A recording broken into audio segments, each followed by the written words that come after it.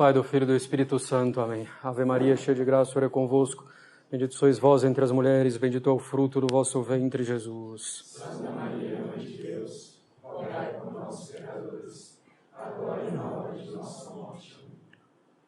Menino Jesus de Praga, Nossa Senhora das Dores, São Pio V, São Pio X, do Pai, do Filho e do Espírito Santo. Amém.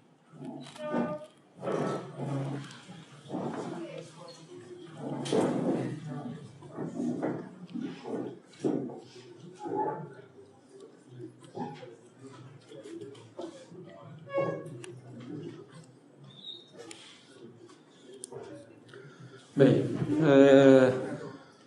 entramos então no terceiro sacramento, a Eucaristia. A Eucaristia que pode ser considerada de dois modos, né? Como sacramento e como sacrifício, a missa. Então, primeiramente, nós vamos ver a Eucaristia como sacramento. A Eucaristia recebe vários nomes: pão da vida, pão do céu, o pão que desceu do céu, ceia do Senhor, cálice de bênção, comunhão no sangue de Cristo, comunhão no corpo do Senhor. Bom, os santos padres chamam frequentemente de Eucaristia, justamente, que em grego significa ação de graças, fazendo alusão à ação de graças que Cristo deu ao Pai Eterno ao instituir a Eucaristia. Tanto é assim, bom, que antes da fórmula da consagração, o padre repete essas palavras de Nosso Senhor: Tibi gratias arbo, eu te dou graças, né? Eu vos dou graças. Bom, só para deixar claro, quando a gente fala os santos padres, é uma expressão bem específica. Quem são os santos padres? São membros da hierarquia da igreja,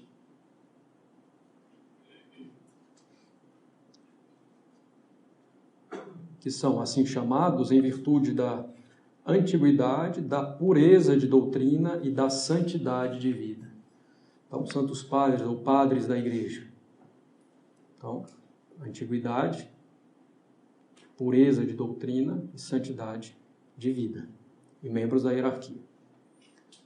Essa antiguidade dos padres da igreja é considerada, em geral, até São João Damasceno, no século VIII. Só para deixar claro, os santos padres chamam frequentemente de Eucaristia. Vou ficar imaginar os padres santos. Não, os santos padres é uma expressão específica no vocabulário católico. De fato, a Eucaristia foi o nome que acabou prevalecendo entre os cristãos. Ainda que outros nomes também, Santíssimo Sacramento, Sacramento do Altar, Comunhão. A Eucaristia foi prefigurada de modo abundante no Antigo Testamento. Por exemplo, pelo sacrifício de Melquisedeque, que oferece a Deus pão e vinho.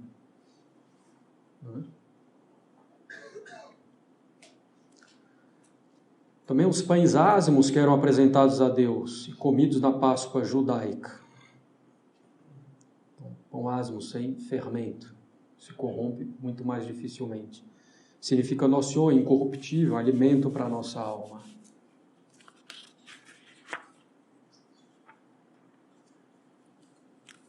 Os pães de proposição, que ficavam dos santos no templo, que podiam ser oferecidos e comidos somente pelos sacerdotes, dos quais se exigia santidade para tanto.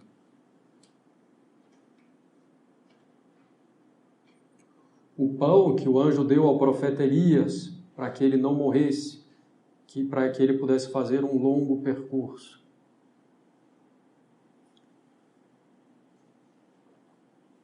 Então, para que a gente não morra, para que a gente se mantenha em estado de graça, para que a gente possa fazer esse longo percurso até chegar à nossa morte, podermos ir ao céu com a graça de Deus. Significam também a Eucaristia, mas já com o sentido de sacrifício. Os sacrifícios de Abel, de Abraão e de Melquisedeque. O sacrifício de Abel era agradável a Deus por causa da disposição de alma dele. Uma disposição de alma de adorar a Deus.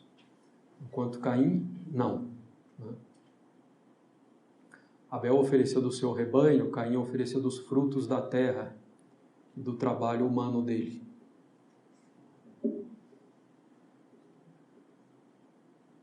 Bom, não é isso que faz a diferença de um sacrifício agradável ou outro, não.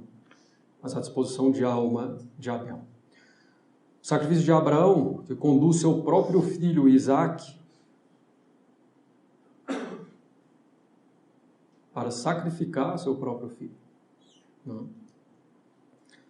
E é o próprio filho que vai ser sacrificado que levava os galhos de madeira para o seu sacrifício.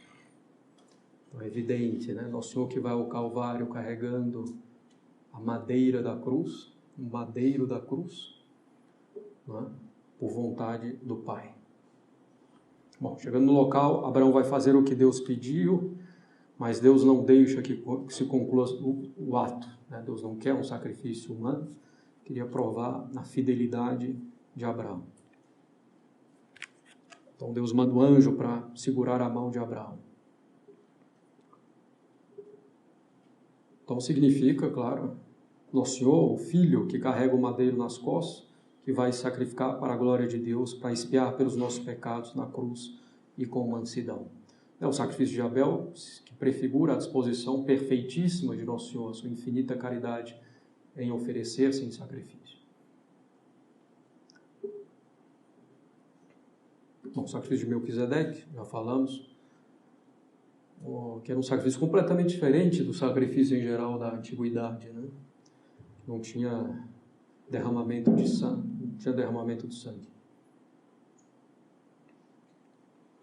Bem, o Cordeiro Pascal dos judeus, a primeira Páscoa ainda estavam no Egito. Então Deus manda o anjo exterminador para matar todos os primogênitos. Os judeus, para que seus primogênitos fossem poupados, tinham que fazer o cordeiro, né, do modo prescrito por Deus, pegar o sangue do cordeiro e marcar as bordas das portas de suas casas, e assim seriam poupados. Né? Significa o sangue de Nosso Senhor que nos preserva da morte eterna. Tinha também um rito, que era um rito expiatório, né? Pegava-se um cordeiro, um bode, como se colocasse nele todos os pecados, e ele era então abandonado no deserto. Daí o Cordeiro de Deus. Né? Nosso Senhor carregou todos os nossos pecados. Ele é o Cordeiro de Deus. Eus Dei Quitoris Peccata Mundi. O Cordeiro de Deus que tira o pecado, os pecados do mundo. Bem, a existência da Eucaristia.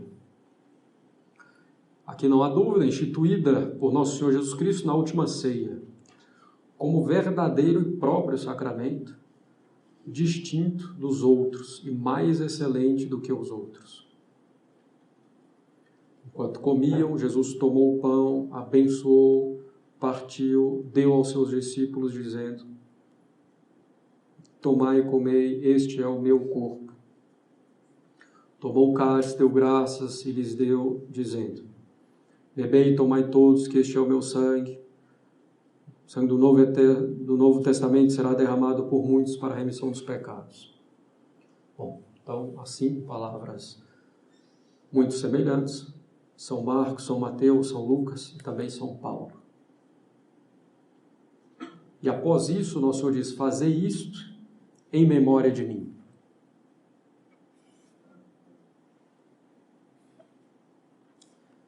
Às vezes as pessoas têm dificuldade de entender essa frase, fazer isso em memória de mim. Como se fosse um mero teatro, um mero memorial, uma mera lembrança. Não, Nosso Senhor diz fazer isto. Quer dizer, fazer o que Ele fez. E o que Ele fez?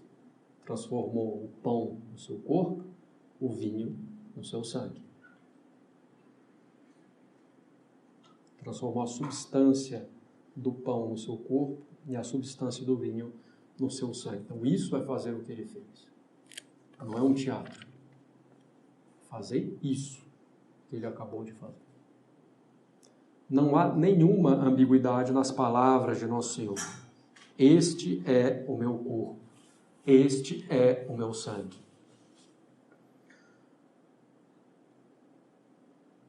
Nosso Senhor não diz, isso aqui simboliza o meu corpo, isso aqui significa o meu corpo, isso aqui representa o meu corpo.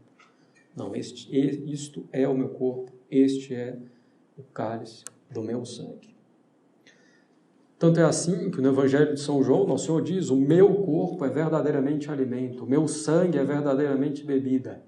Quem não come minha carne, não bebe do meu sangue, não terá a vida eterna. Ninguém achou que Nosso Senhor estava falando simbolicamente. Tanto é que alguns se escandalizaram, dizendo que essas palavras eram muito duras. Eles entenderam o que Nosso Senhor estava falando e não aceitaram. Inclusive, alguns dizem que foi nesse momento que Judas Iscariotes, o traidor, tomou a decisão definitiva de entregar Nosso Senhor. Então ninguém tinha dúvida do que Nosso Senhor estava falando.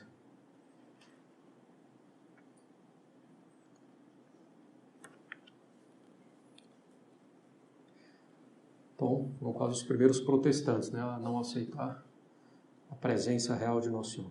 Bom, mesmo nos protestantes tem uma certa variação, Existem alguns luteranos que na missa deles, inclusive missa versus Deo, eles falam as palavras da consagração, fazem a elevação, depois fazem a genuflexão. Os fiéis vão receber a comunhão de joelhos em algumas igrejas, em algumas correntes. Porque eles acreditam que há, de fato, uma certa presença real de Cristo ali. Mas que essa presença vem da fé deles. Por isso que, às vezes, em ritos protestantes assim, tem a consagração, mas não tem a genuflexão logo depois da consagração, entre aspas. Tem ali as palavras de Nosso Senhor, isto é o meu corpo, tem a elevação, só depois da elevação é que tem a genuflexão, porque é a fé das pessoas, na verdade, que vai fazer que ali haja alguma presença de Cristo. É errado. Quer dizer que tirar também do rito da missa essa genuflexão logo após a consagração, complicado, não vai numa boa direção.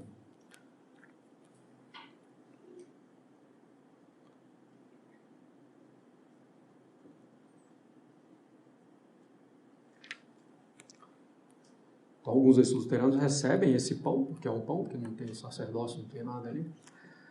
Recebem um pão de joelhos na boca, dos católicos. A maioria ali, em pé e na mão, uma calamidade. Bom, os protestantes têm várias doutrinas, a respeito da Eucaristia, evidentemente, livre exame, então. Bem. Então, no rito tradicional, é claro, consagração, genuflexão, elevação. Inclusive, essa elevação na hora da consagração foi introduzida na Idade Média. Porque, para que Cristo esteja realmente, substancialmente presente, seu corpo, sangue, alma e divindade, não precisa de nada dos fiéis. Nem de adoração, nem ato de fé, nada. Basta as palavras do padre sobre a matéria, durante a missa. Bom.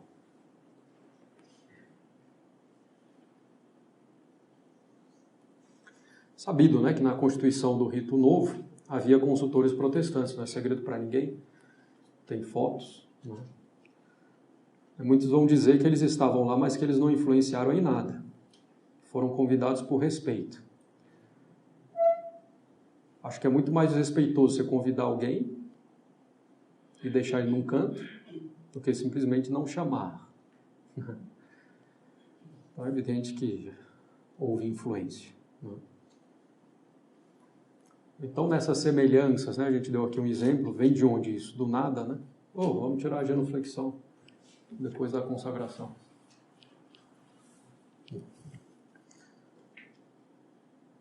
então, retomando. Não havia dúvida a respeito do que Nosso Senhor estava dizendo. Né?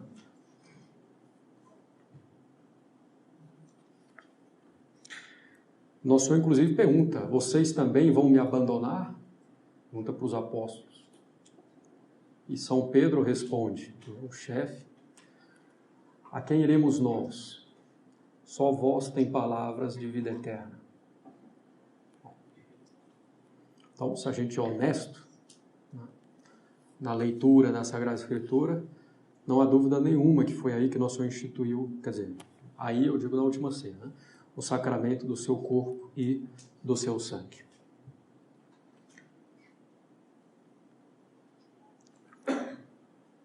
A matéria da Eucaristia.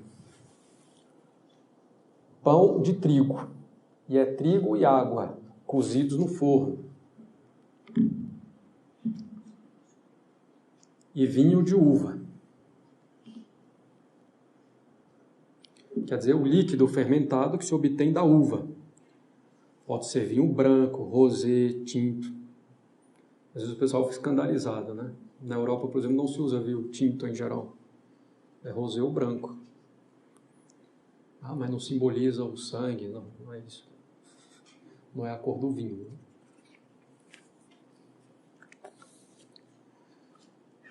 Bom, então, claro que na confecção desse vinho, chamado de vinho canônico, vinho para missa, devem ser observados alguns critérios, né? Porque alguns componentes que podem ser acrescentados podem corromper propriamente o vinho.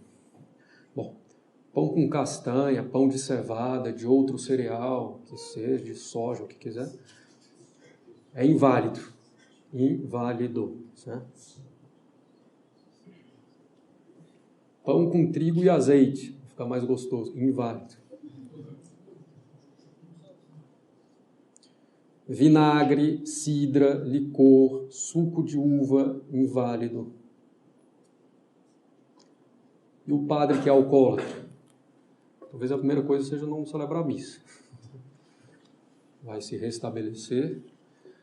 Mas, bom, às vezes o padre está celebrando com suco de uva. Se realmente for suco de uva, é inválido isso aí. Mas existe um que se chama mosto, né? Que é muito no início da fermentação, tem um teor alcoólico muito baixo, mas propriamente é um vinho já.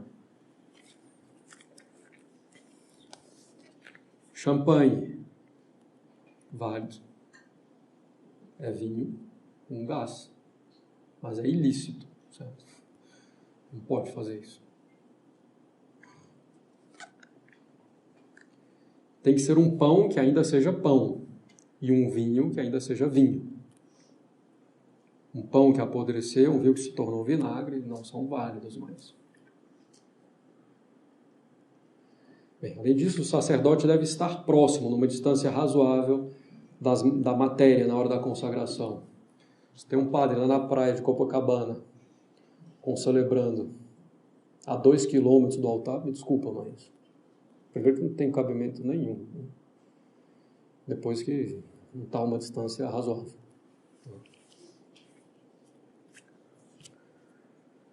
Então, a matéria: pão de trigo, vinho de uva.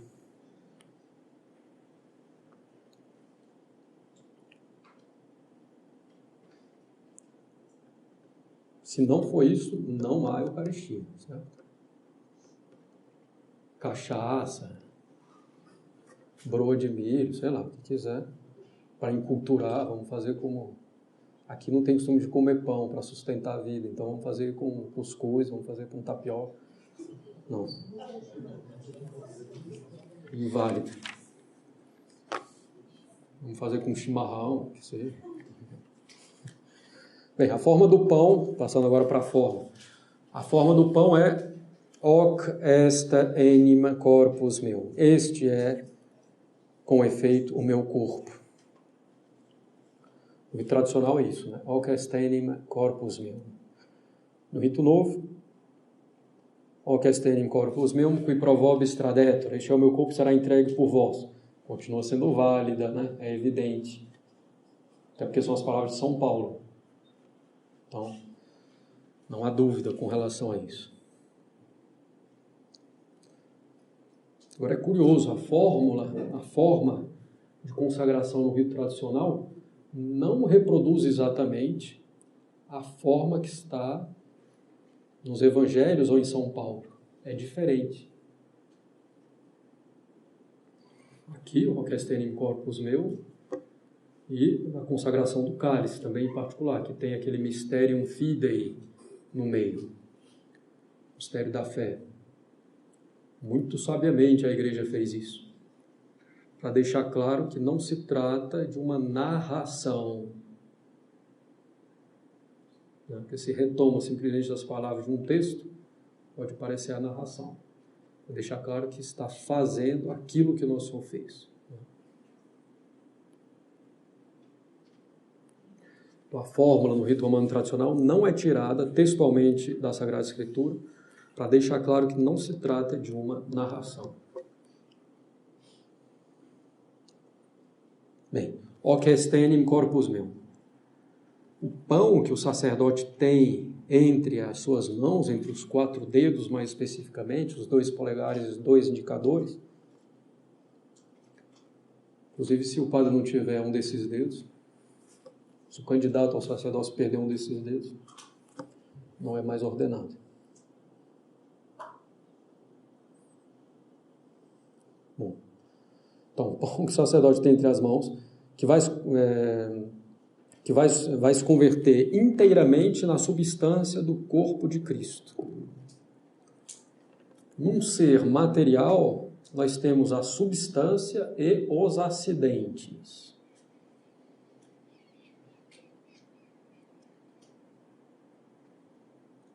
Por exemplo, nós podemos ter a substância humana com diferentes acidentes. A cor do cabelo é uma, é outra. A cor dos olhos, a cor da pele, tamanho.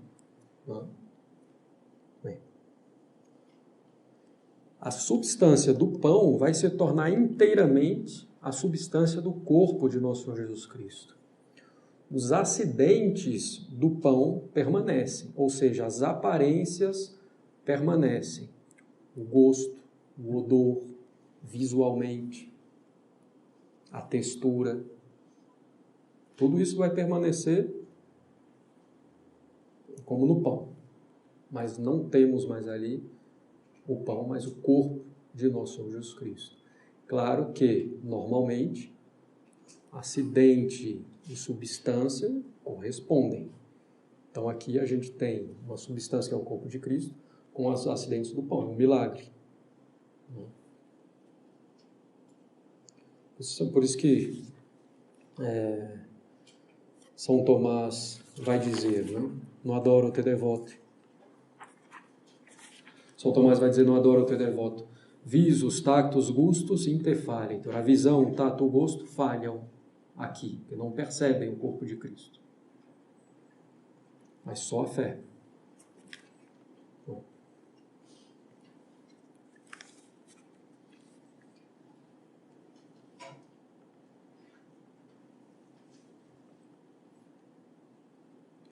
Como nós sabemos que é o corpo de Nosso Senhor, então? Se eu não estou vendo, se eu não estou sentindo, se o odor não é isso, se a textura não é, se o gosto não é. Porque Nosso Senhor falou. Isto é o meu corpo, este é o cálice do meu sangue. Meu corpo é verdadeiramente alimento, minha carne é verdadeiramente, meu sangue é verdadeiramente uma bebida. Não tem nada de irracional em acreditar nisso, porque Nosso Senhor falou e Nosso Senhor provou a sua missão divina, a sua veracidade, pelos milagres e profecias. Primeira aula.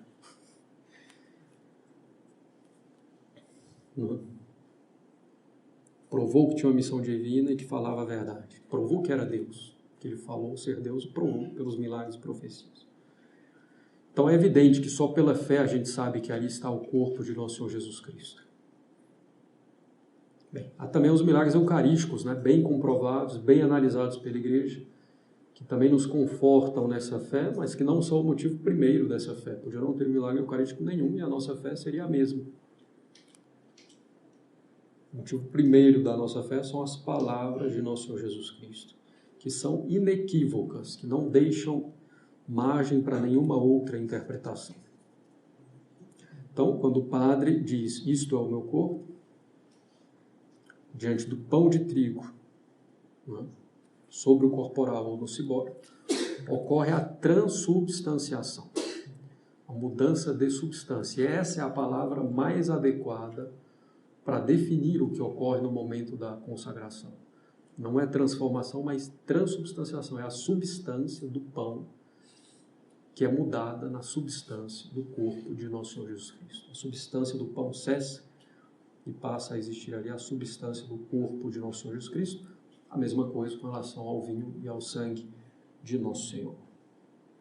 Não resta nada da substância do pão. Restam apenas os acidentes.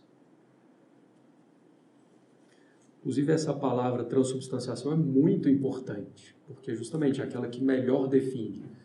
E a igreja, tradicionalmente, a partir do momento que se passou a utilizar essa expressão, faz muita questão. No final do século XVIII, houve um sínodo de Pistoia, jansenista, com vários erros, né, de liturgia, de doutrina, etc. Tinha lá um artigo desse sínodo que descrevia exatamente o que acontecia, o que acontece na hora da consagração. O pão se transforma no corpo de Cristo, né, etc., mas não usava a palavra transubstanciação. Esse artigo foi condenado pelo Papa Pio VI.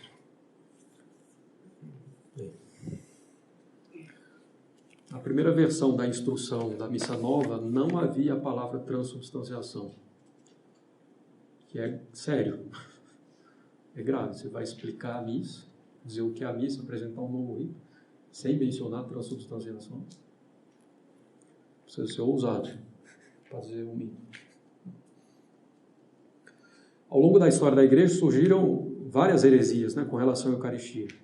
Algumas delas diziam que havia consubstanciação, havia a substância do pão e do corpo de Cristo. Errado. Não existe mais a substância do pão. Outros vão dizer que há transsignificação. O que muda não é a substância, mas a significação daquilo para a gente. Haja paciência. Bom, vários outros erros nesse sentido. Pela força das palavras do sacerdote, isto é o meu corpo, o pão se transforma no corpo de nosso Senhor Jesus Cristo, né? Ocorre a transubstanciação. Mas, por concomitância, não está só o corpo de nosso Senhor, mas está ali também o seu sangue, a sua alma e a sua divindade. Porque o corpo de nosso Senhor está unido ao seu sangue, à sua alma e à sua divindade, atualmente. Então, se está o corpo, não está só o corpo, está tudo que está junto com o corpo de nosso Senhor. O sangue, a alma e a divindade. Então, na hóstia consagrada está Cristo todo inteiro. No cálice, né, consagrado, quer dizer, no vinho que foi mudado no sangue de nosso Senhor, ali também está nosso Senhor todo inteiro. Pela força das palavras está o corpo, mas junto com o corpo está todo o resto. Isso aqui vai ser importante para a gente entender como a missa é a renovação do sacrifício de Cristo, certo? Vi verborum, pela força das palavras, está o corpo. Então, quando o padre diz, isto é o meu corpo, acontece isso. Isto é o corpo de Cristo, mas junto com o corpo está o sangue, está a alma e está a divindade de nosso Senhor. Então está nosso Senhor todo inteiro. A mesma coisa ocorre com o vinho, como já dissemos, né? Ditas as palavras da consagração, a substância do vinho é mudada na substância do sangue de nosso Senhor, permanecem os acidentes, o gosto, o odor, a textura, o aspecto visual, o mesmo efeito do vinho no organismo, mas a substância é inteiramente o sangue de nosso Senhor Jesus Cristo. E a mesma coisa, pela força das palavras está presente o sangue de nosso Senhor, mas por concomitância estão ali também o corpo, a alma e a divindade de nosso Senhor. Então está Cristo todo inteiro. Por permanecer os acidentes, se o padre acabou de rezar a missa, só para explicar assim, como os acidentes permanecem. Se o padre acabou de rezar a missa e tem a blitz lá de lei seca, vai ser pego. A não ser que seja um milagre, mas a princípio seria pego. Deus pode fazer um milagre. Bem, para a gente explicar, entendeu isso? Se no dia da paixão, na sexta-feira, após a morte de Nosso Senhor, ou no sábado santo, algum apóstolo tivesse rezado a missa, porque já tinha sido ordenado padre e instituída a Eucaristia, a missa, na última ceia. Se um apóstolo rezasse a missa, entre a morte de Nosso Senhor e a sua ressurreição, ao dizer, isto é o meu corpo, ó que estende em corpus meu, haveria o corpo de Nosso Senhor, sangue, talvez não, a divindade, mas não haveria a alma de Nosso Senhor. Nosso Senhor estava morto. E a morte é o que? A separação do corpo e da alma. Certo? Vive erborum, está ali o corpo, tudo que está junto. Nosso Senhor estava morto, não está a alma. Então haveria o corpo, sangue talvez, a divindade, que continua unida tanto ao corpo quanto à alma de Nosso Senhor, mas não haveria a alma. Né? E ao dizer, bom, este é o cálice do meu sangue, talvez haveria o corpo, não haveria a alma e haveria a divindade. Bom, na Eucaristia, Nosso Senhor está com o seu corpo glorioso, porque hoje Nosso Senhor está em glória, né, no céu, depois da ressurreição. Então, está Nosso Senhor com o seu corpo glorioso. Certo? Bem, as palavras da consagração do cálice. Ic esterim cari sanguinis mei novi et eterni testamenti mysterium fidei, qui pro vobis et pro multis effundetur in remissionem peccator. Este é o cálice do meu sangue, o sangue da nova e eterna aliança, mistério da fé, que será derramado por vós e por muitos em remissão dos pecados. Essa é a forma tradicional. No Rito Novo tiraram o mistério da fé aqui do meio. E ainda traduziram errado, dizendo será derramado por vós e por todos. Em vários países traduziram errado. O latim original no Rito Novo está por muitos.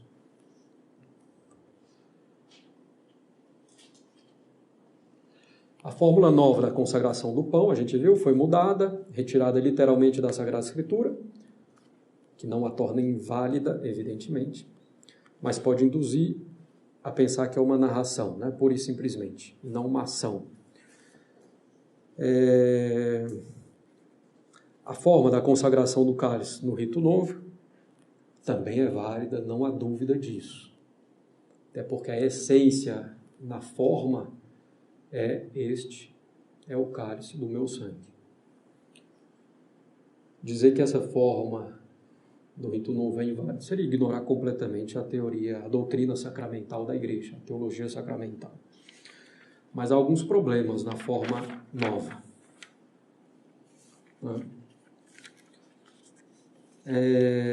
A retirada do Mysterium Fidei, né, que é passado para depois das palavras da consagração. O mistério da Eucaristia é tão grande, tão sublime, tão excelente, né? O mistério da Eucaristia e da missa e do sacerdócio, que o padre confessa no momento em que ele está realizando aquilo. No meio da forma, Mysterium Fidei, mistério da fé.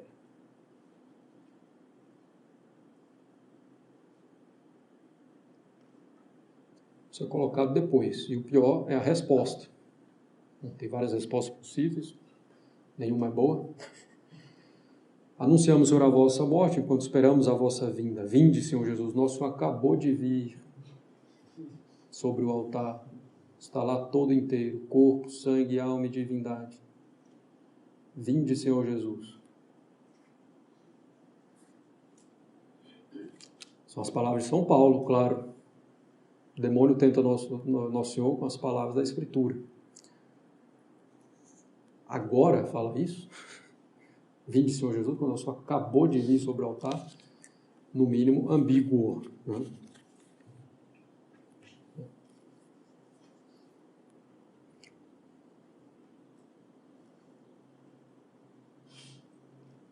Bom, outro problema na tradução em muitos países. Será derramado por vós e por todos para a remissão dos pecados. No latim original da liturgia, no grego da Sagrada Escritura, é por muitos. Aí vem gente dizer, não, mas naquela época muito significava todos. Não, muitos e todos não é exatamente a mesma coisa. Em nenhum lugar. Bom. Com essa tradução por todos é inválido? Não, não torna inválido. Nem herético propriamente. Porque, de fato, a redenção, o sacrifício do Nosso Senhor, tem valor suficiente para todos. Mas nem todos aproveitam. Já falamos disso ao falar da redenção objetiva, subjetiva. Muitos somente aproveitam. Que nós sejamos desses muitos. Mas induz ao erro. Né? Se isso é interpretado no sentido de que todos vão se salvar. Né? Ele é amado por muitos e por todos, no sentido de que todos vão se salvar. Então pode induzir ao erro. Então colocar por todos nesse contexto, sobretudo atual, todo mundo acredita que tanto faz a religião, todo mundo no fim vai se salvar, que Deus é bonzinho. Deus é bom, bonzinho não, é diferente. Se Deus é bom, Ele é justo. Sendo justo, vai condenar os culpados. Bom. Então, ainda mais nesse contexto atual, colocar por todos aqui leva a uma interpretação de salvação universal. Então, tem uma interpretação boa? Tem, mas induz ao erro. Inclusive, o Papa Bento XVI pediu para que essa tradução fosse corrigida em 2008, 2009. Foi corrigida em um lugar ou outro, em um país ou outro. Em vários outros não, ainda no Brasil não foi corrigido, 10 anos. Bem, e para deixar uma coisa clara, nós vamos ver a questão da missa com mais detalhe, acho que a gente vai ter tempo aí, né, nesses sábados que nos restam. A missa no rito novo, propriamente não nega a fé. Não tem nada que vá contra a fé, mas atenua drasticamente. A gente viu, falta de genuflexões, em particular algumas coisas mais expressivas, né? Essa falta de genuflexão logo depois da consagração. No rito novo restam 3 genuflexões. Uma depois de cada consagração e, sei lá, uma na hora da comunhão. No rito novo é constante. No rito tradicional é constante a genuflexão. A gente viu aqui essa maneira narrativa, muito mais narrativa do que, digamos, fazendo um ato. Né? Então, são questões aí importantes. Então, atenua muito a fé, às vezes com ambiguidade, sem negar, mas com muita ambiguidade. É evidente que isso tem um reflexo na fé das pessoas. Não precisa negar para ter um prejuízo para a fé das pessoas. Se você, durante séculos, afirmou uma coisa de modo veemente, claro, límpido, de uma hora para outra é ambíguo, já não afirma mais tanto, na psicologia das pessoas vai significar o quê? Isso aí não tem mais importância. E é o que nós vemos hoje.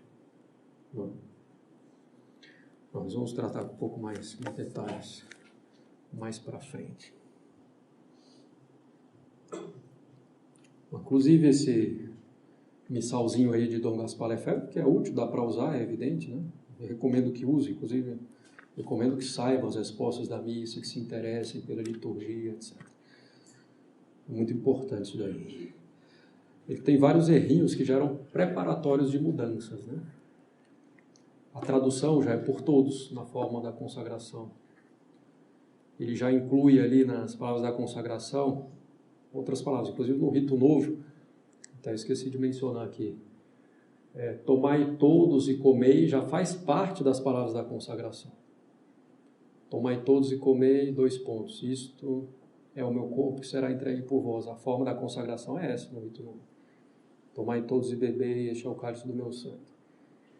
Então dá muito mais um aspecto de narração, e no missalzinho de Dom Gaspar Lefebvre essas palavras já estão ali na mesma tipografia das palavras da consagração, mesmo no rito antigo. Então já confunde bastante.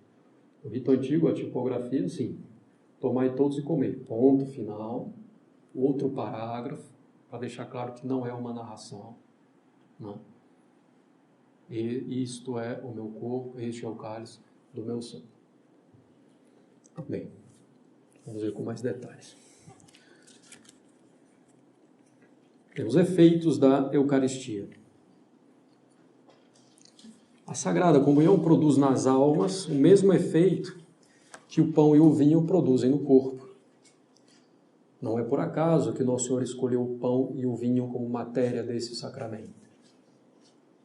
O pão é a base da alimentação, né, em grande parte das culturas, né, em particular na de Nosso Senhor naquela época. Mesmo hoje, boa parte da Europa ainda há muita coisa baseada no pão. Né. Então é a base da alimentação que dá o sustento. E o vinho que alegra a alma, que consola a alma. Então a Eucaristia vai alegrar a alma, consolar a alma.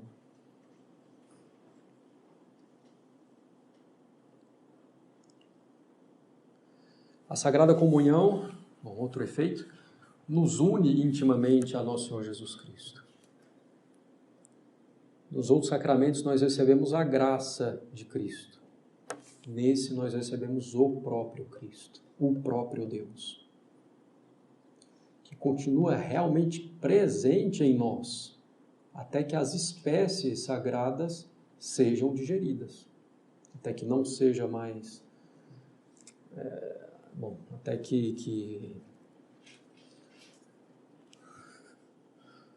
se fosse pão, não fosse mais pão, digamos assim.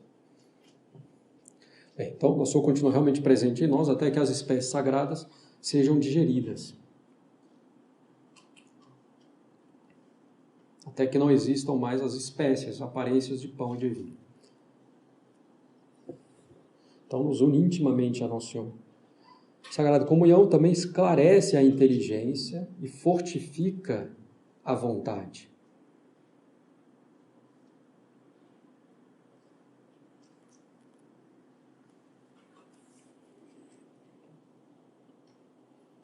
Muito importante, por exemplo, para conseguir vencer os pecados. E fortifica a nossa vontade. A Sagrada Comunhão enfraquece nossos maus hábitos. Nos purifica do pecado venial de que estejamos arrependidos. Às vezes também as pessoas, não estou perfeito, não estou purificado de todos os pecados veniais, então não vou comungar. Não, você vai comungar com devoção, claro, se conseguir se arrepender dos pecados veniais, ainda melhor. Você não comunga para pedir esse arrependimento, né? Para ter força para não voltar a cometê-los. A Eucaristia não é um prêmio para os perfeitos. Claro que não pode estar em pecado mortal, né? Porque comungar para receber o corpo de Nosso Senhor significa que nós já estejamos participando dele, né? E não que sejamos inimigos dele. Então, a Sagrada Comunhão enfraquece nossos maus hábitos. Então, a boa comunhão frequente nos ajuda muito a superar nossas fraquezas, nossas más inclinações.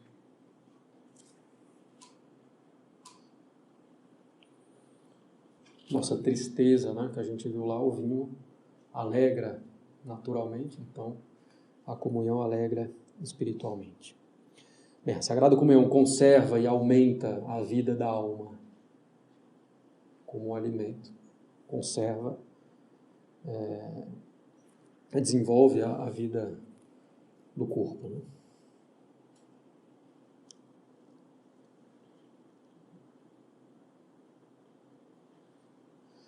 A Eucaristia é o mais excelente dos sacramentos.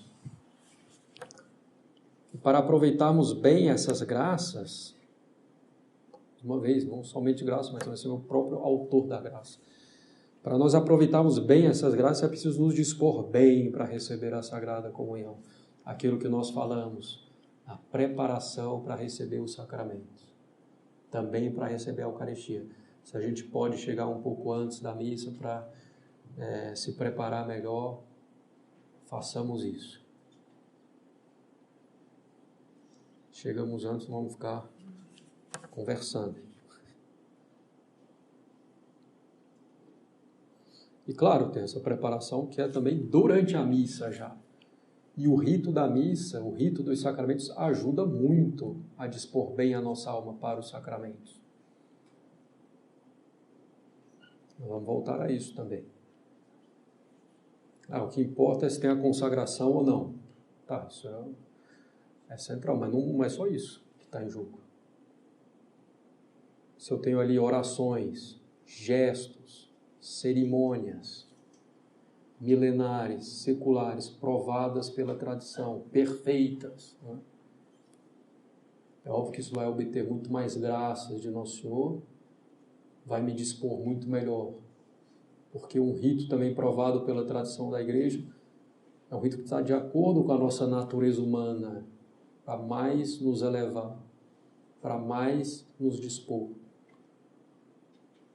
Então, o rito faz muita diferença. Bom, para comungar é preciso digerir a hóstia. Bom, acho que eu vou voltar nisso mais tarde, mas só para não deixar passar. Se a gente deixa dissolver completamente a hóstia na boca, não tem comunhão, certo? Porque não é um alimento. Para a gente receber realmente a comunhão, para a gente comungar do corpo de nosso Senhor Jesus Cristo, a gente precisa receber por modo de alimento. Não pode deixar dissolver completamente na boca. Isso não seria se alimentar. Também não se deve mastigar a hóstia. Então, deixa dissolver um pouquinho e engole. Porque mastigar tem perigo de profanação, né? Fica preso entre os dentes, vai espirrar, vai tossir.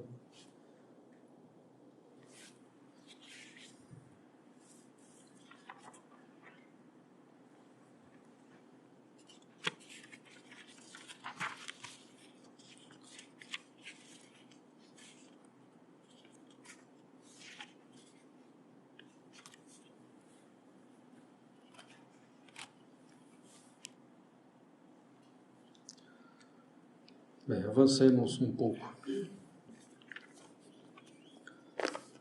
A necessidade da Eucaristia. O Santíssimo Sacramento é o alimento das nossas almas. Como nosso Senhor mesmo disse, não comedes a carne do Filho do Homem, se não beberdes do seu sangue, não tereis a vida em vós. Então, aqueles que podem, devem receber a Sagrada Comunhão. Então, tá assim que existe um mandamento da igreja, a gente viu? Comungar pelo menos uma vez por ano. Né? Claro que essa necessidade não é uma criança antes dos 7 anos. Mas depois sim. Assim como sem uma boa alimentação não podemos conservar a saúde física, corporal, do mesmo modo, sem a Sagrada Comunhão, não podemos conservar a saúde espiritual, a vida da graça. Como a gente mencionou há pouco, a Eucaristia não é um prêmio para os perfeitos. Há condições para recebê-lo, nós vamos ver, vocês também já sabem, em linhas gerais. Então, a Eucaristia não é somente para os perfeitos, mas para os imperfeitos, que ainda têm seus pecados veniais e que precisam vencê-los.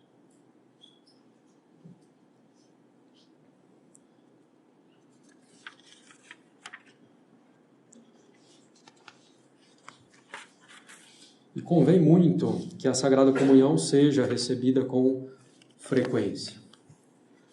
E essa comunhão frequente foi favorecida em particular por São Pio X, né, no início do século passado. Porque durante muito tempo se recebia raramente a comunhão por uma influência, às vezes, do erro jansenista, né, que dizia justamente para receber a comunhão é preciso ser perfeito, etc.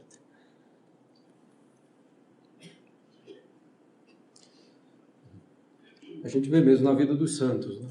Com a permissão do confessor, receber a comunhão 3 vezes por semana, ou num caso muito raro, todos os dias. Bem, durante muito tempo a comunhão não era frequente, não era diária. Propriamente, isso é bom ou ruim? Depende um pouco. A comunhão frequente não necessariamente é boa, ela precisa ser muito bem feita para dar realmente frutos. Hoje, praticamente todo católico que vai à missa recebe a comunhão, então pelo menos uma vez por semana. A gente vê muita gente recebendo a comunhão com frequência, mas pouca gente se confessando. Pouca gente vivendo de modo minimamente coerente com a fé e com a moral católica. É um problema. Para receber a comunhão frequente com fruto, é preciso também confessar com certa frequência. Convém confessar com certa frequência. Claro, se a pessoa vai à missa todos os dias, não precisa confessar todos os dias. Né? Mas com certa frequência, uma vez por mês, por exemplo, seria uma coisa boa. Uma vez a cada 15 dias. É preciso também tomar muito cuidado para manter o espírito de fé e uma devoção profunda. Para não banalizar, comungando frequentemente. Às vezes recebendo a comunhão todos os dias, ou todas as vezes que vai à missa, né, ou todos os domingos, tem um risco considerável de banalização.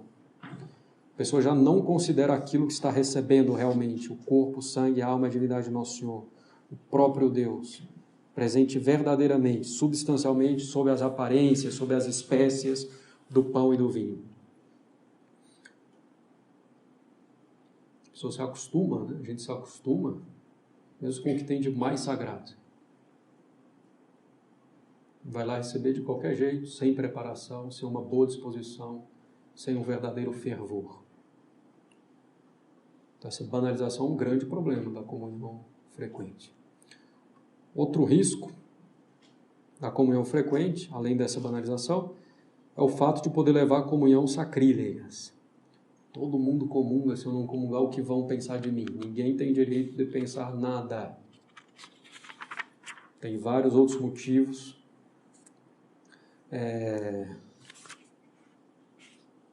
Tem vários outros motivos para não comungar, além do pecado mortal. Então a pessoa, todo mundo está comungando, o que vão pensar de mim? Vão pensar que eu estou em pecado mortal, vão suspeitar de mim, então eu vou comungar, mesmo estando em pecado mortal. Um pecado gravíssimo, por respeito humano. Então ninguém está obrigado a comungar todas as vezes que vai à missa. Também tem isso, se vai à missa tem que comungar, porque senão é como ir numa refeição e não comer. Não, justamente não. Não tem nada a ver. Que a missa não é uma refeição. Pecado é deixar de comungar ao menos uma vez no ano, no tempo da Páscoa. Isso sim é pecado. Então ninguém pode pensar nada se eu não vou comungar. Ninguém está obrigado a comungar em uma missa. Há várias razões legítimas para não comungar, mesmo estando em estado de graça. Por exemplo, esqueceu de cumprir o jejum eucarístico. Não está passando bem. Mesmo durante a missa, não conseguiu se concentrar tanto como deveria, ou simplesmente prefere não receber a comunhão, fazendo um certo ato de sacrifício para não banalizar, poderia ser o caso, como discernimento, para então ter viva essa noção da importância da comunhão. Né? Bom, então, não ir comungar por respeito humano. O que os outros vão pensar de mim? Isso é uma regra absoluta. Nunca comungar em pecado mortal. Às vezes até me fazem sugestão. Vamos organizar mais a fila da comunhão. Vamos por banco, vamos sei o quê. Não. Deixa bagunçado. Que é uma bagunça salutar. Que assim você não sabe se foi, se não foi, se está ali, se já foi, se já voltou. Não. Senão o pessoal vai fazer disso uma profissão. Aquele ali que está naquele banco não foi.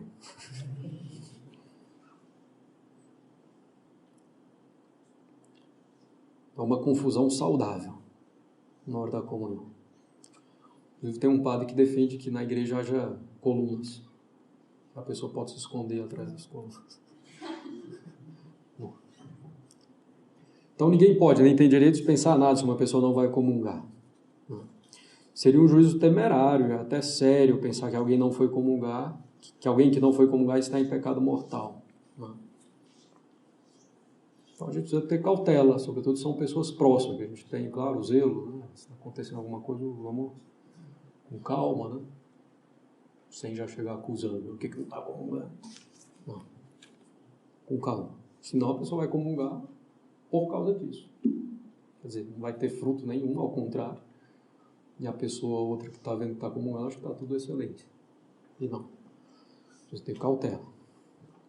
Então, a comunhão frequente é boa, desde que mantenha esse espírito de fé, né? Mantendo claramente a consciência do que se recebe, com grande devoção e ardor, com desejo de receber o corpo de Nosso Senhor para progredir na vida espiritual. Nós vamos ver isso mais para frente. Então, foi sob o Papa São Pio X, em 1905, a Sagrada Congregação do Concílio dizia o seguinte: dê-se ampla liberdade a todos os fiéis cristãos de qualquer classe e condição que sejam para comungarem frequentemente, diariamente, pois assim o desejam Cristo, Nosso Senhor e a Igreja Católica.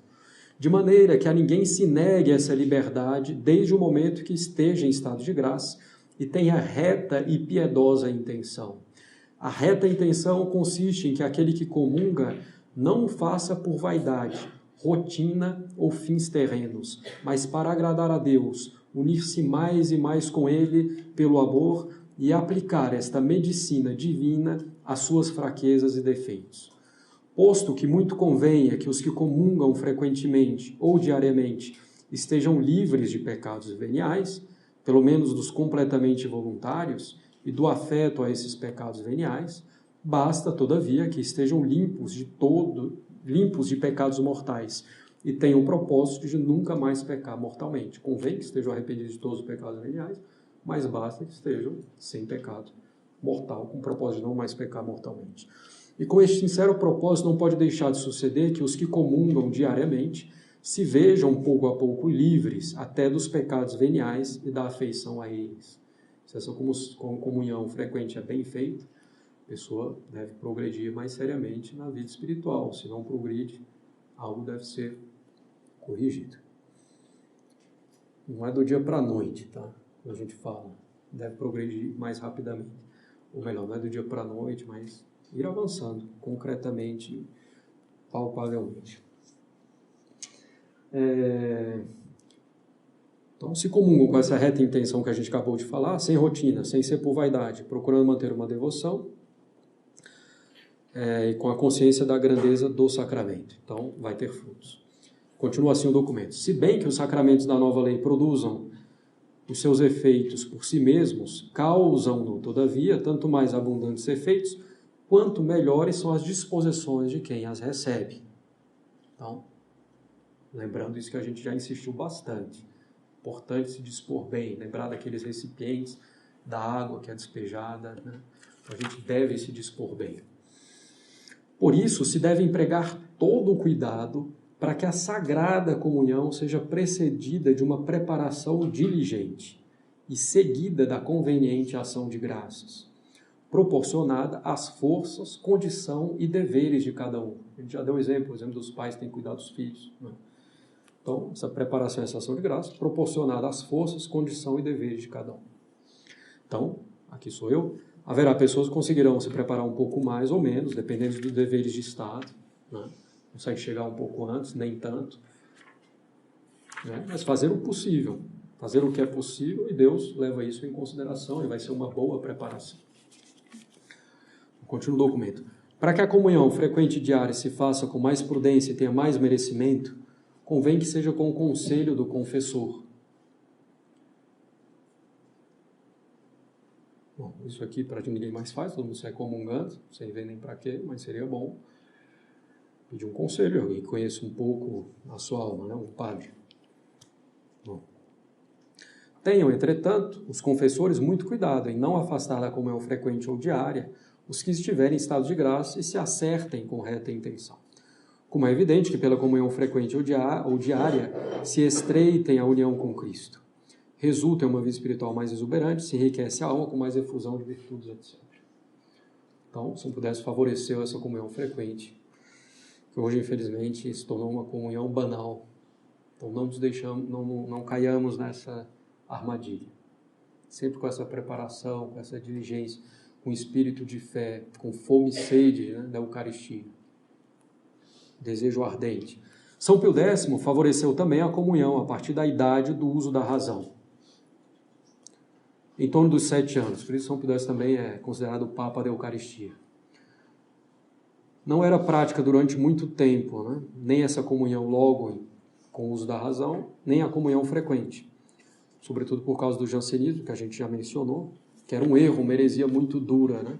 Que exigia grande perfeição, uma grande consciência, um entendimento muito profundo da coisa para receber o sacramento. Exigia não só a ausência do pecado mortal, uma reta intenção, mas uma grande perfeição. Bom. Então, em torno dos 7 anos, a criança deve receber a Sagrada Comunhão. E os responsáveis por ela devem agir nesse sentido, de prepará-la para isso. Com a catequese devida, para a confissão também. A comunhão cedo é muito importante para que a batalha não esteja perdida quando for fazer a primeira comunhão, com 10, 11, 12 anos. O mesmo raciocínio da crisma. Quanto mais tarde você vai receber a comunhão a crisma, mais difícil vai ser ter um efeito maior. Porque a alma já vai estar mais corrompida pelo mundo, pelos vícios, pela má inclinação. Então, com 10, 11, 12 anos, sobretudo atualmente, mas mesmo antes, o mundo sempre foi o mundo, o demônio sempre foi o demônio, o homem ferido pelo pecado original sempre foi o homem ferido pelo pecado original. Então, nesse momento a batalha já está muitas vezes perdida. A criança, o pré-adolescente já se entregou ao pecado de todo tipo, às más companhias, às más diversões. Não é? Então, ela não teve aquele alimento que a fortificaria para evitar esses pecados, que a levaria a crescer no amor a Deus. Às vezes fica muito tarde. Ah, mas vai ser mais eficaz porque com tal idade ela compreende melhor. Não. Não é exigida a compreensão perfeita, exige a compreensão que cabe a cada um na devida idade, a partir do momento que começa a compreender realmente. Então, para a criança que entende pouco, mas que entende o que é possível para a sua idade, vai ter um grande efeito. Como para São Tomás, que entendia muito, também tinha um grande efeito.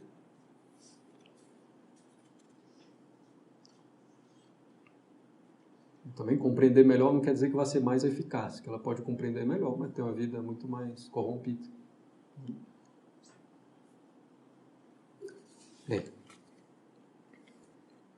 Depois tem o efeito do sacramento. A gente não pode ter uma visão muito humana. Não, o sacramento vai agir, vai ter seu efeito. Claro, a criança tem que ter o mínimo de preparo, tem que saber se comportar na igreja, tem que saber distinguir um pão normal do corpo de Cristo, o que é a missa, etc. Também, às vezes, né, um risco aqui, quando se recebe esse sacramento cedo, que é bom e é necessário, que os pais depois abandonam a formação. Ah, já fez a catequese, então não cuida mais. E a criança fica abandonada. É óbvio que ela não vai lembrar o que ela aprendeu aos 7, 8, 9 anos depois. Então, precisa depois incentivar a vir às formações, a vir a catecismo de adultos. Dar um alimento cada vez mais sólido na medida em que a criança vai crescendo. Bons livros, bons catecismos, vida dos santos. Bom, as regras de São Pio X, né, com relação à comunhão, a partir do uso da razão. A idade de inscrição, tanto para a confissão como para a comunhão, é aquela em que a criança começa a raciocinar, em torno dos 7 anos, um pouco mais ou menos. Desde então, começa a obrigação de satisfazer ao duplo preceito da confissão e da comunhão. Para a primeira confissão e para a primeira comunhão, não é necessário um conhecimento pleno e perfeito da doutrina cristã. A criança deverá depois continuar a aprender gradualmente o catecismo inteiro, conforme a capacidade da sua inteligência. O conhecimento da religião requerido na criança para que esteja convenientemente preparada para a primeira comunhão é que compreenda, segundo a sua capacidade, os mistérios da fé principais: Trindade, a encarnação, que Deus dá um prêmio aos bons e um castigo aos justos. O dever do preceito da confissão e da comunhão, que obriga a criança, recai sobretudo sobre aqueles que estão encarregados dela, isto é, sobre seus pais, o confessor, os mestres, etc. Todavia, ao pai ou aqueles que façam as suas vezes, aos pais, né? Ou aqueles que façam as suas vezes, e ao confessor corresponde, segundo o catecismo romano, receber a criança a primeira comunhão. O costume de não admitir a confissão às crianças ou de não as absolver quando atingir o uso da razão é totalmente reprovado. É detestável o abuso de não se dar o viático e a extrema-unção às crianças depois do uso da razão e inteirá-las segundo o rito para as crianças. Fazer isso segundo o rito para as crianças. Enterrá-las segundo o rito para as crianças. que existe o enterro das crianças, até a missa, quando morre uma criança antes dos 7 anos, é em branco, né? É a missa dos Santos Anjos. Não vai rezar pela alma porque está salvo. Não. O funeral também é completamente diferente. Mas não, a partir da idade da razão já não se faz mais isso. Se trata com um adulto. Não. Com relação à confissão, à comunhão, para levar a comunhão, viático, etc. A extrema unção também. Infelizmente, se voltou a fazer a primeira comunhão muito tarde. Não só no Brasil, mas no mundo inteiro. Com a crisma também. Bem, quem é o ministro do sacramento da Eucaristia? O padre. E somente o padre, ou evidentemente quem está acima dele, o bispo. Não? Só o padre pode realizar esse sacramento, mudar a substância do pão e do vinho na substância do corpo e do sangue de nosso Senhor Jesus Cristo. Nem fiel, nem diácono, nem nada. Não? E o padre, ele é o ministro secundário ou instrumental. O sacerdote principal na missa e na consagração é nosso Senhor Jesus Cristo. O padre é só um instrumento que Cristo quis usar. Tanto é que o padre diz, isto é o meu corpo. Ele age na pessoa de Cristo. Nem Nossa Senhora, nem os anjos, nem São Miguel, que nós festejamos hoje, podem realizar a transubstanciação.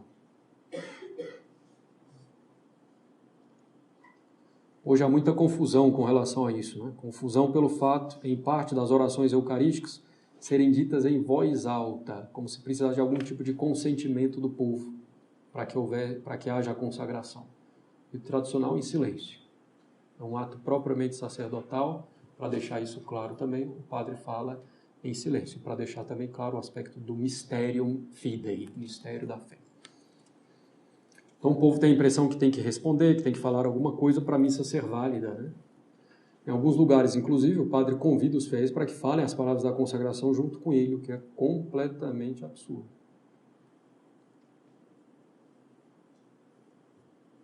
E essa confusão também, às vezes, que pode haver missa sem padre. Celebração da palavra. Ah, vai ter missa, mas não tem um padre. Opa. É um problema grave aí. Porque a essência da missa é a consagração que só o padre pode fazer. É igualzinho à missa, só não tem a consagração. Então, justamente, está faltando o essencial da missa.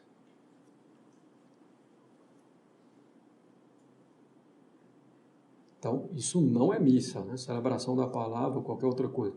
Sem as palavras da consagração, não é missa. É fazer umas leituras da Sagrada Escritura, umas orações, que pode ser feito em casa. Não tem missa, ninguém está obrigado a ir à celebração da palavra. Faz em casa. Então isso aí gera muita confusão nas pessoas, né? As pessoas já não entendem que as palavras da consagração são a essência da missa. Tratam como algo acessório. Pode ter, pode não ter. Uma missa sem as palavras da consagração. Bem, algumas questões relevantes, né? E vamos chegando ao fim. Nosso Senhor está todo inteiro em qualquer partícula consagrada. O menor que seja. Se ainda é uma partícula de pão, lá está nosso Senhor Jesus Cristo todo inteiro. Então, qualquer partícula que se perca ou caia é nosso Senhor Jesus Cristo. Com seu corpo, sangue, alma e divindade. Por isso, todo o cuidado na administração da Sagrada Comunhão é necessário. Receber na boca, com a patena embaixo, com a toalha na mesa de comunhão, para evitar toda a profanação. Muitas vezes a gente vê pessoas com um pouco mais de boa consciência e devota, né, que recebem a comunhão na mão e depois ficam procurando para ver se tem alguma partícula. Não tem sentido, né? Basta receber diretamente a boca, justamente para evitar as profanações.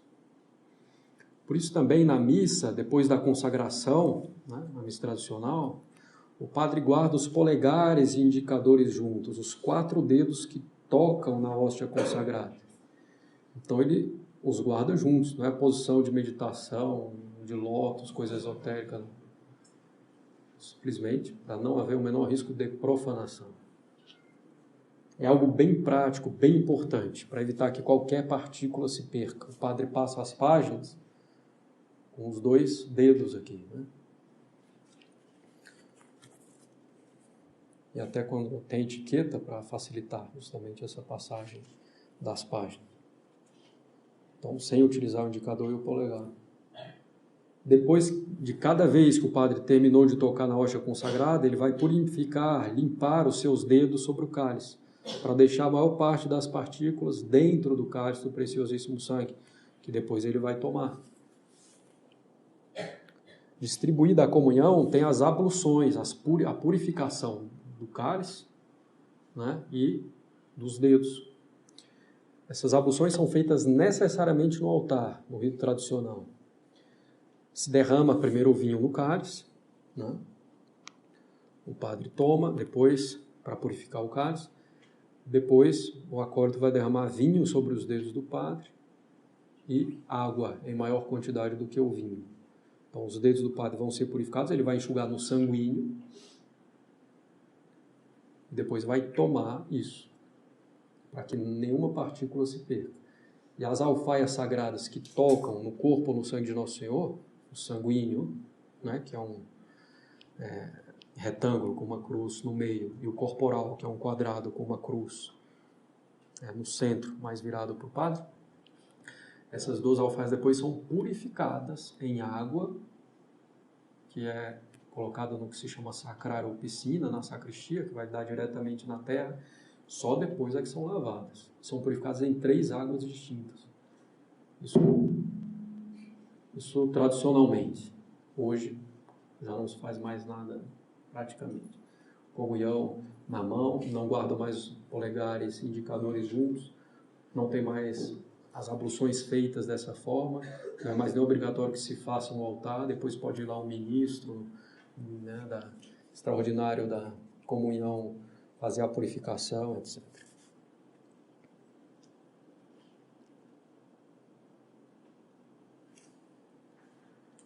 Então, todo esse cuidado. Né?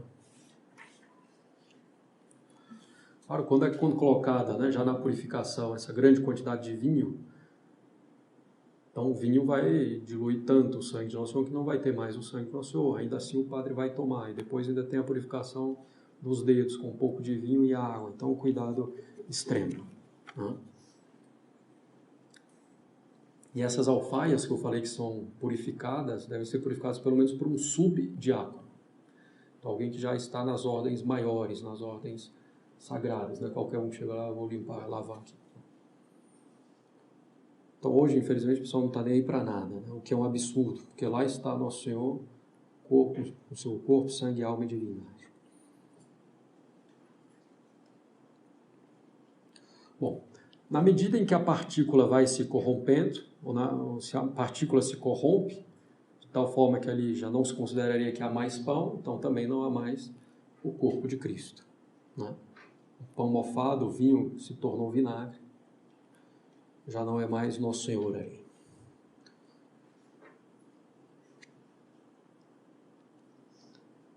Para distribuir a comunhão, salvo o caso de necessidade extrema, só o padre ou o diácono. Não. E a princípio o padre. Porque tem as mãos consagradas para isso. E o caráter sacerdotal. O diácono também já tem um caráter impresso na alma, certo? Que é um grau diferente do padre, né? Mas já tem um caráter. Então esse caráter já permite que o diácono administre alguns sacramentos. Então o padre tem as mãos consagradas, as mãos separadas para tocar o corpo de Nosso Senhor Jesus Cristo. No dia da ordenação, o padre tem as mãos ungidas pelo bispo, abundantemente. Primeiro em forma de cruz e depois a mão inteira. Então cabe ao sacerdote administrar as coisas sagradas. E não há nada mais sagrado que o corpo e o sangue de Nosso Senhor. Nada mais sagrado que o próprio Deus, evidentemente. Porque o sacerdote é o pai espiritual de seus filhos, né, espirituais, os paroquianos, dos membros do apostolado. Cabe a ele exercer esse papel de pai, inclusive um papel propriamente masculino. Como o pai alimenta os filhos, deve o sacerdote alimentar os fiéis.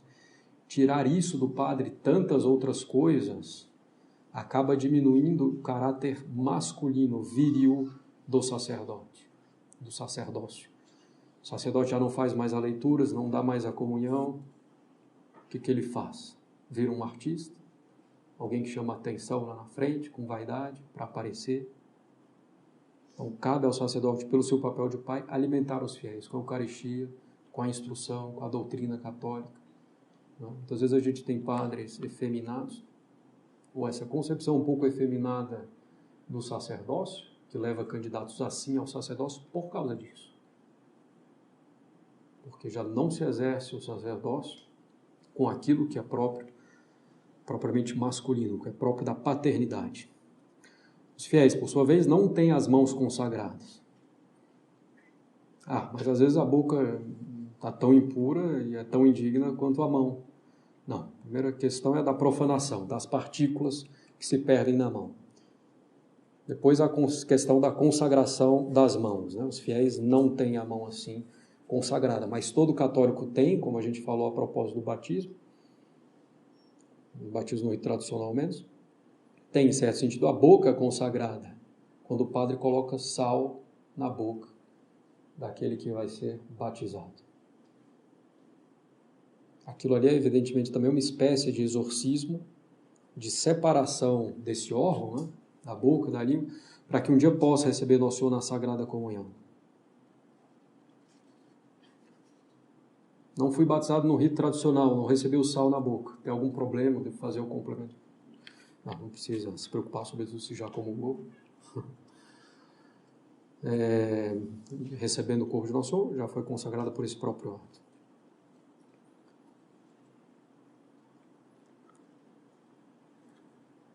Os frutos da comunhão não estão vindo porque não colocaram sal na minha boca no batismo. Não é isso. O problema está em outro lugar, a falta de preparação adequada, apego a algum pecado venial, etc. Algumas outras observações. Preciso saber dar o nome correto às coisas, Não é ministro extraordinário da Eucaristia, que o ministro da Eucaristia é o padre, e não tem ministro extraordinário para a Eucaristia. É ministro extraordinário da comunhão. Que também é um outro aspecto aí que não tem sentido.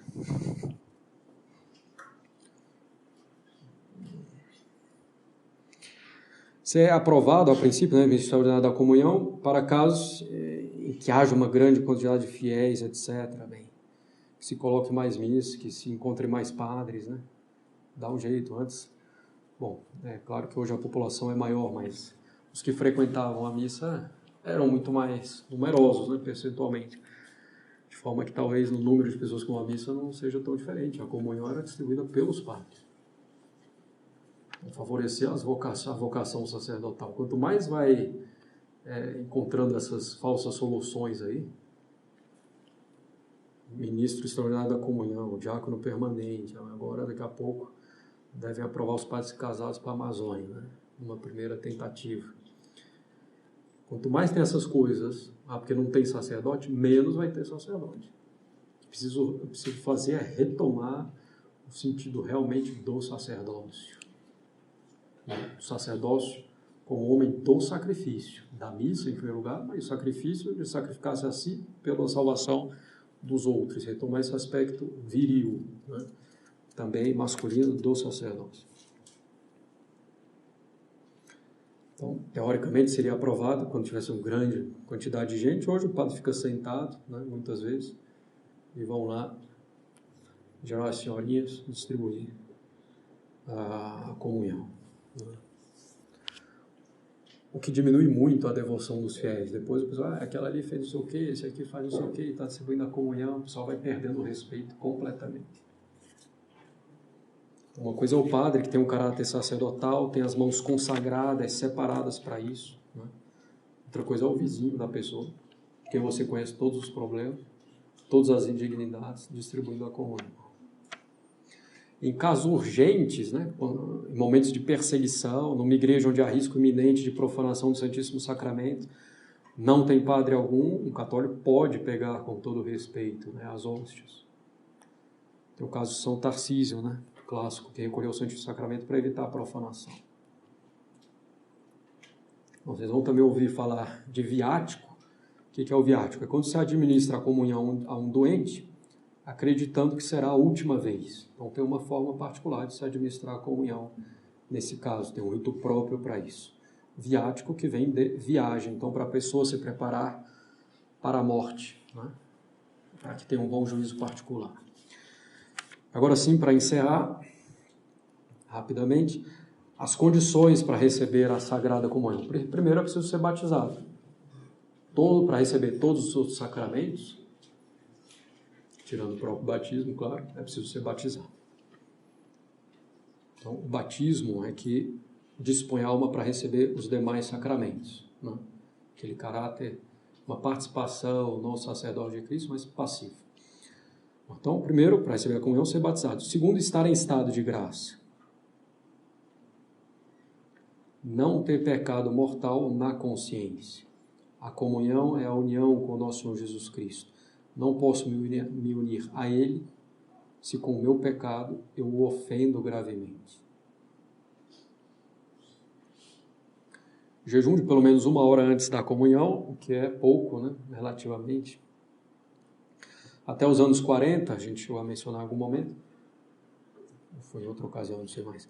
Até os anos 40, o jejum era de meia-noite, a partir da meia-noite, até a hora da missa.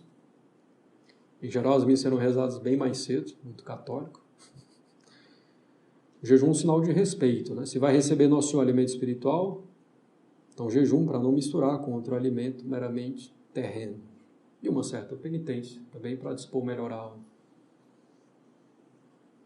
Bom, então, até os anos 40 era a partir da meia-noite, depois passou a haver as missas vespertinas, né, no período da tarde. Então, Pio XII diminui o jejum para 3 horas, que bom, comungar de tarde com jejum a partir de meia-noite é impossível.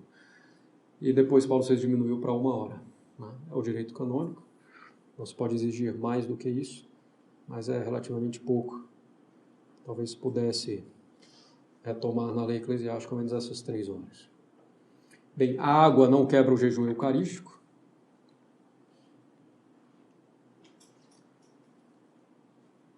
Então, preciso fazer a distinção. O que quebra um jejum eucarístico ou o que quebra um jejum de penitência, né, mandado pela igreja. Por exemplo, o café, propriamente, não quebra um jejum de penitência, mas quebra o jejum eucarístico. Então, água, remédio, não quebra o jejum eucarístico. Outras coisas, a princípio, já quebra. Chiclete quebra o jejum eucarístico? Não quebra, mas haja paciência. Primeiro pelo chiclete em si, que é uma coisa um pouco irracional, que você fica mastigando e não come. Então, o seu organismo se dispõe para receber um alimento e não recebe, porque você mastiga e não come. Então já é uma coisa meio irracional. É uma coisa agradável sem outra função. Bom, agradável também depende. Bem,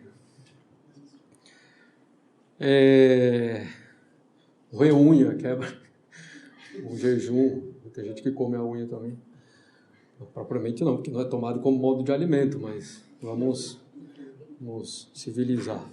Bem, então, jejum, bom, ser batizado, estar em estado de graça, jejum de pelo menos 1 hora, e estar modestamente vestido, decentemente trajado. O próprio Catecismo de São Pio X exige isso.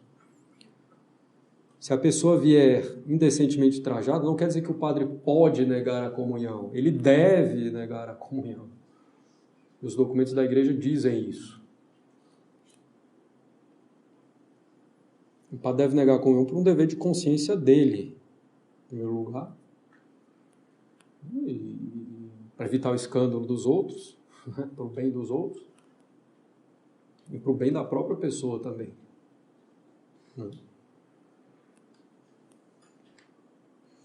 Às vezes o pessoal fica, o Padre Pio fazia assim, o Padre Pio expulsava o pessoal do confessionário, né, não sei o que e tal. Precisava de mais padres assim. Aí quando o padre faz alguma coisinha, o pessoal, está exagerando, é radical, é antipastoral. Bem, decentemente trajado, né? Ombros, joelhos cobertos, tudo que se encontra entre eles, roupa que não seja justa, né? Mostrando devidamente as formas do corpo, nem transparência, nem renda sem forro, né?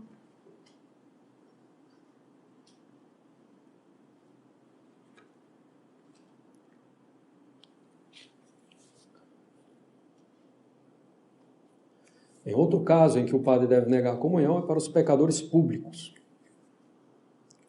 Então, alguém que vive em adultério, conhecido, né, das pessoas que estão presentes na missa, por exemplo.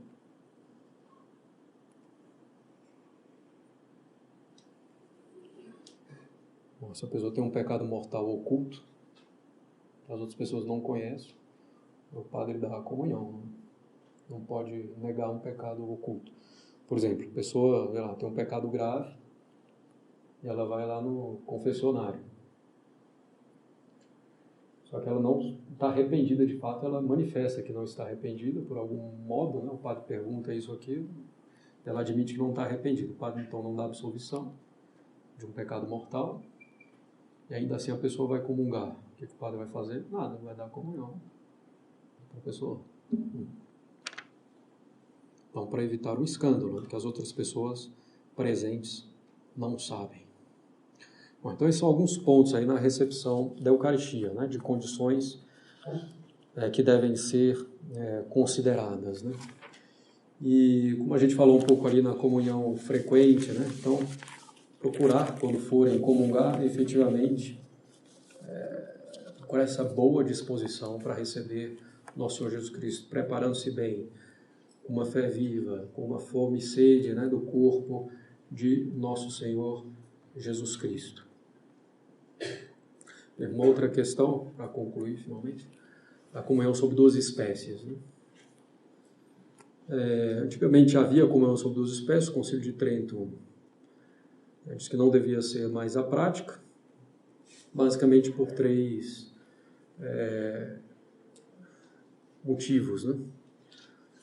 Primeiro, porque o vinho, o seu gosto, etc., não agrada a todo mundo. Algumas pessoas têm aversão, podem ter aversão ao vinho. Depois, é maior o perigo de profanação, de cair uma gota, etc. E qual quantidade de vinho nós vamos consagrar? Depois, o que nós vamos fazer com o preciosíssimo sangue? Não é? Se sobra muito. Deixar lá no sacrário é bem mais complicado do que deixar as hóstias. E, finalmente, para combater uma heresia, que dizia justamente que nosso Senhor não estava todo inteiro, né, sobre as espécies do pão, sobre as espécies do vinho.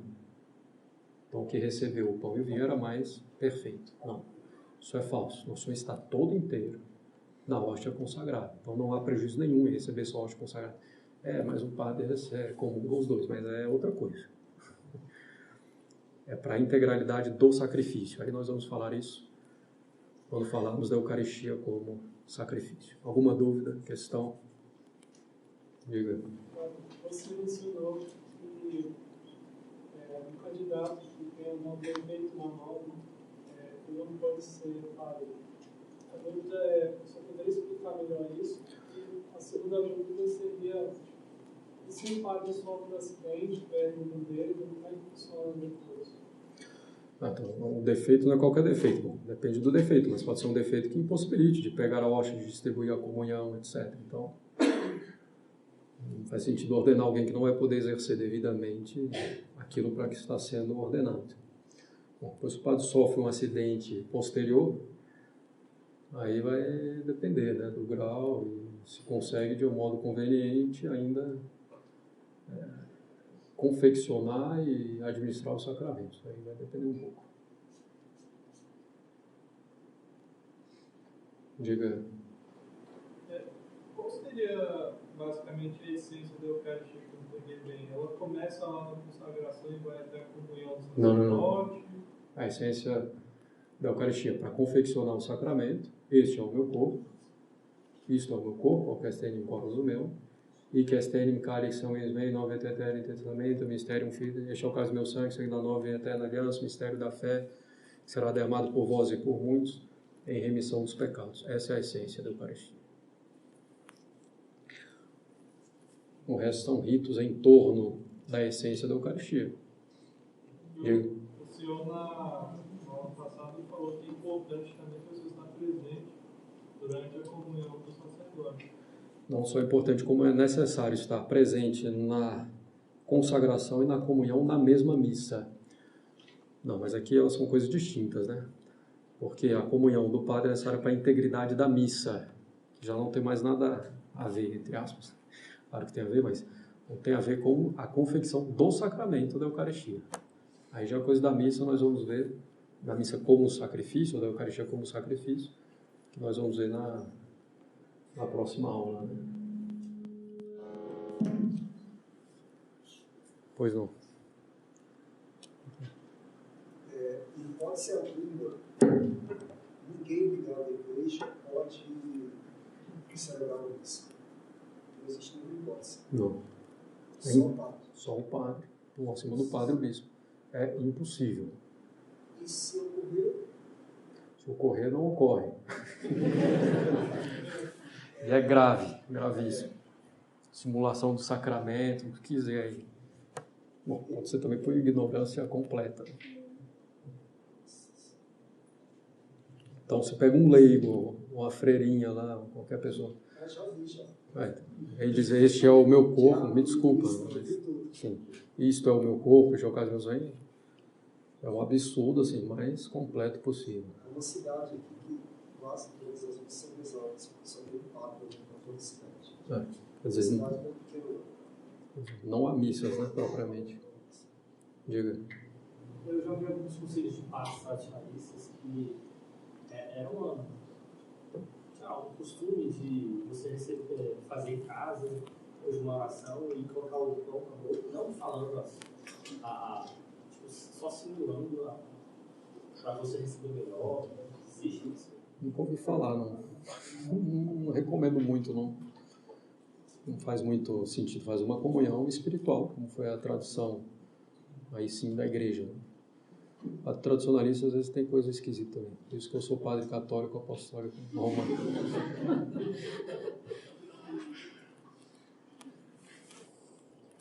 Algo mais?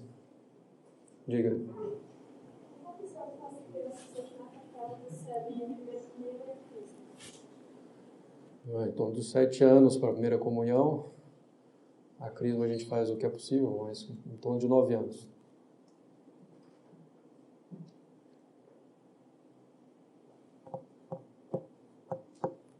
Certo? Muito bem. Então vou conversar ainda com aqueles, conversa rápida, bem objetiva, com aqueles que vão receber algum sacramento.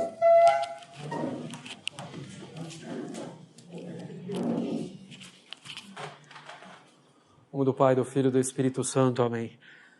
Ave Maria, cheia de graça, o Senhor é convosco, bendita sois vós entre as mulheres, bendito é o fruto do vosso ventre, Jesus. Santa Maria, Mãe de Deus, rogai por nós, pecadores, agora e na hora de nossa morte. Menino Jesus de Praga, Nossa Senhora das Dores, São Pio V, São Pio X, do Pai, do Filho e do Espírito Santo. Amém.